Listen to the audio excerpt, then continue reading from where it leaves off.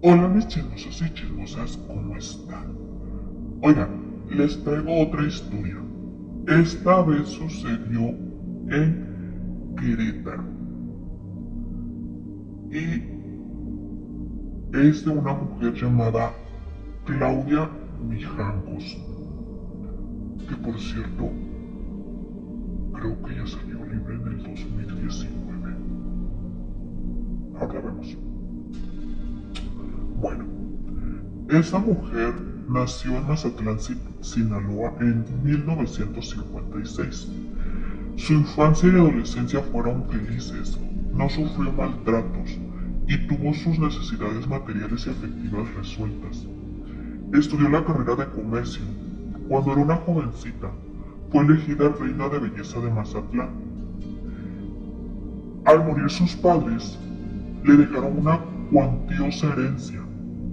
Poco tiempo después, se casó y se trasladó a vivir a Querétaro con su esposo, Alfredo Castaños Gutiérrez, a la calle Hacienda Vejil número 408, Colonia Jardines de la Hacienda.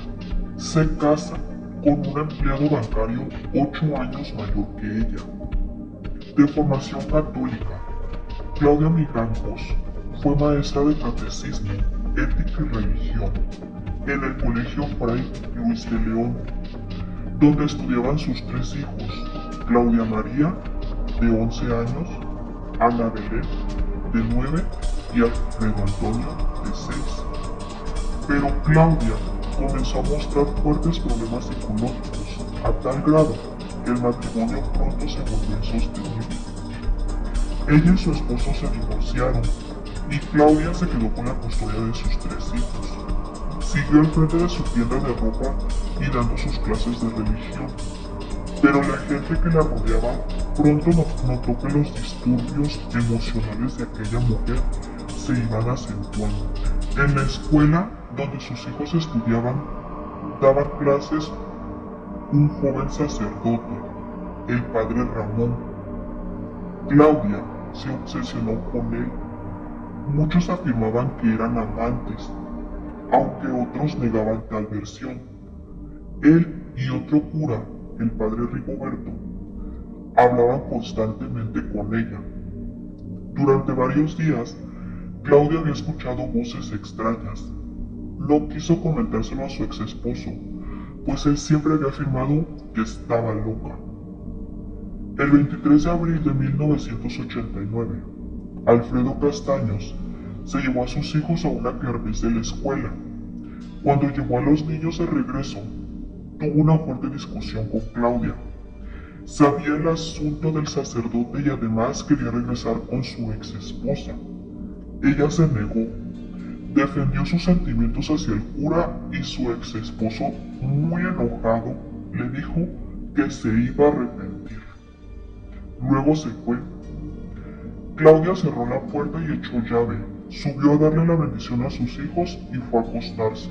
Unas horas después, el 24 de abril de 1989, aproximadamente a las 5 horas, cuando aún faltaba un buen rato para que amaneciera, Claudia Mijangos se despertó. Las voces en su cabeza eran tan fuertes que habían interrumpido su sueño. Le decían que Mazatlán había desaparecido y que todo Querétaro era espíritu. Estuvo un rato escuchándolas, tratando de decidir si eran reales o no. Después se levantó y se vistió completamente. Fue a la cocina y tomó 3 cuchillos. Sus hijos aún dormían tranquilamente, pero Claudia había decidido matarlos. El primero en ser atacado y el primero en morir fue Alfredo Antonio, el niño más pequeño, quien fue agredido mientras dormía en su cama. Claudia Mijangos se apoyó sobre la cama del niño, lo tomó de la mano izquierda y al nivel de la articulación de la muñeca le ocasionó la primera herida. El niño, al sentirse herido, realizó un movimiento instintivo de protección, pero su madre siguió cortando. Lo hizo con tal frenesí que le amputó por completo la mano izquierda. El niño gritaba de dolor y terror. Su madre le trató de cortar entonces la mano derecha. Casi consiguió arrancársela también. Después le propinó una serie de cuchilladas hasta matarlo. Ya muerto, siguió hundiendo el cuchillo muchas veces más. Claudia Mijangos cambió de cuchillo. Había decidido utilizar uno diferente con cada uno de sus hijos. La segunda en ser atacada fue Claudia María, de 11 años, quien fue apuñalada 6 veces. Herida de muerte y con los pulmones perforados, la niña aún no alcanzó a salir del cuarto tratando de protegerse. No mamá, no mamá, no lo hagas, gritaba. Los alaridos de dolor y desesperación fueron tan fuertes que los vecinos se despertaron, pero decidieron no intervenir. Claudia tomó entonces el tercer cuchillo y apuñaló en el corazón a su hija menor, Ana Belén, de 9 años, quien no opuso mucha resistencia. Después bajó las escaleras corriendo en busca de la agonizante Claudia María, quien se había desmayado boca arriba sobre el piso que dividía la sala del comedor. Volvió a apuñalarla, luego la arrastró hacia la planta alta y colocó su cuerpo inerte en la recámara principal, junto con sus hermanos. Los apiló sobre la cama king size como si fueran leños, uno encima del otro, y los cubrió con una colcha de color naranja con adornos blancos. Limpió 2 de los cuchillos, tomó el tercero y se hizo cortes en las muñecas y en el pecho, tratando de suicidarse. Verónica Vázquez, amiga de Claudia, llegó por la mañana, tocó y le abrió Claudia, con la ropa empapada de sangre y la mirada extraviada. Verónica entró a la casa pues supuso que su amiga había sido atacada. Luego vio los cadáveres. Claudia desvariaba diciendo que los niños habían llenado de ketchup. Verónica salió huyendo. El olor de la sangre era insoportable. Llamó a la policía de inmediato. Cuando los agentes llegaron, ingresaron a la fuerza. El interior de la casa parecía el escenario de una película de horror. El piso de la sala y las escaleras que iban hacia la planta alta estaban manchados de sangre, al igual que el pasillo entre la recámara principal, la recámara del pequeño Alfredo, la recámara de las niñas y el baño. A un lado de los niños estaba el cuerpo de Claudia. Su ropa también estaba manchada de sangre, tenía los ojos entreabiertos. En la esquina de la recámara, sobre un sillón, había 2 cuchillos de cocina, uno de 41 centímetros y el otro de 33 centímetros, ambos con cachas de madera en color café, limpios. Un tercer cuchillo de 31 centímetros se halló en la recámara de las hermanas Claudia María y Ana Belén, caído sobre la alfombra y lleno de sangre desde la junta hacia la parte media de la aguja. Los policías pensaron que la mujer también estaba muerta, pero el comandante Adolfo Durán Aguilar le buscó el pulso en el cuello y descubrió que todavía estaba viva. Llamaron a la Cruz Roja, la trasladaron al Hospital de Seguro Social, situado en la avenida 5 de Febrero, esquina con Zaragoza. «Mis niños están dormidos en la casa», declaró Claudia Mijangos, cuando despertó en el hospital. Ante las preguntas del agente del Ministerio Público Investigador, Sara Feregrino, «Yo quiero mucho a mis hijos, son niños muy buenos y no son traviesos». La asesina estaba sedada y amarrada de pies y manos. Se le tomó su primera declaración el 27 de abril de 1989 a las 11:30 horas, 3 días después de que masacrara a sus 3 hijos. Luego añadió más cosas, responsabilizando del crimen al sacerdote al que supuestamente amaba. «El padre Ramón me hablaba telepáticamente, él influyó para que me divorciara, pero como mi madre era un freno moral para que muriera él, el padre Ramón con maleficios mató a mi madre.